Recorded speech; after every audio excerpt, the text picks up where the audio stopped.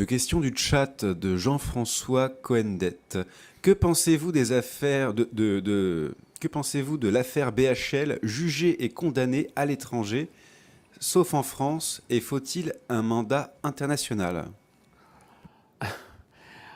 Alors, j'avoue, j'ai pas bien regardé. J'ai vu le titre, simplement, ça m'a fait.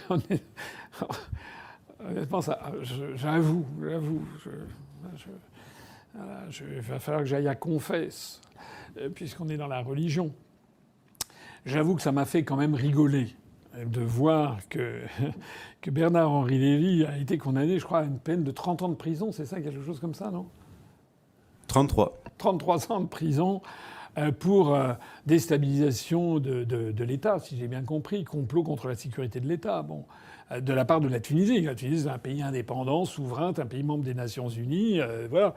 Et j'imagine quand même qu'il devait avoir des biscuits. Tout le monde sait qui est M. Bernard-Henri Lévy.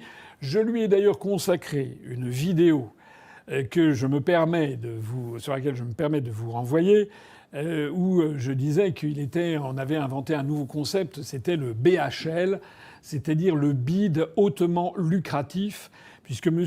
BHL, Bernard-Henri Lévy, s'est fait une spécialité de pondre des navets plus insupportables les uns que les autres, pour mettre d'ailleurs à chaque fois son grain de sel sur des leçons de morale sur toutes les bonnes causes, alors que ce soit au moment de Sarajevo, que ce soit avec l'Ukraine, que ce soit avec Gaza, enfin il y a toujours, que ce soit la Libye, etc., etc.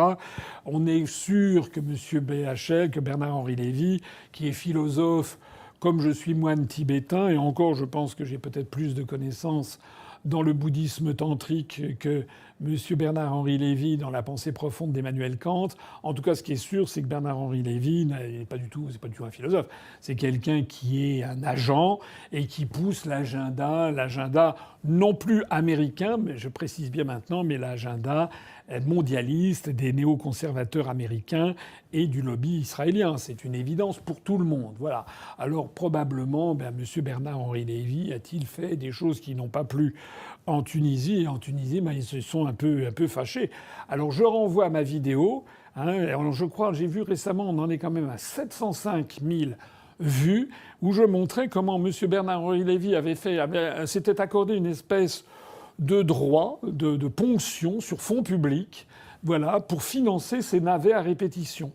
Parce qu'il a fait des films qui ont bénéficié parfois de plusieurs millions d'euros payés par vous et moi, payés par le contribuable, versés par la puissance publique, par le sang du cinéma ou je sais pas quoi, l'aide au cinéma, voilà.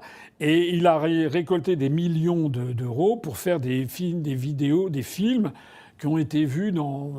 si on cumule toutes les salles de France, qui ont été vues par 1200 personnes en l'espace de 15 jours jusqu'à ce que ça soit retiré de l'affiche. Donc c'est même plus débile à ce niveau-là, c'est quelque chose de stratosphérique. Et donc c'est absolument scandaleux. C'est du détournement d'argent en fait. Voilà. Ils piochent de l'argent pour faire ces bonnes œuvres. Donc j'ai fait une vidéo sur le sujet.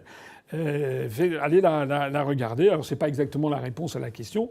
Maintenant, je ne sais pas. Normalement, il est possible que la Tunisie, qui doit être signataire du traité Interpol, lance Interpol, donc une organisation policière internationale, lance un mandat d'arrêt international. Ce serait honnêtement,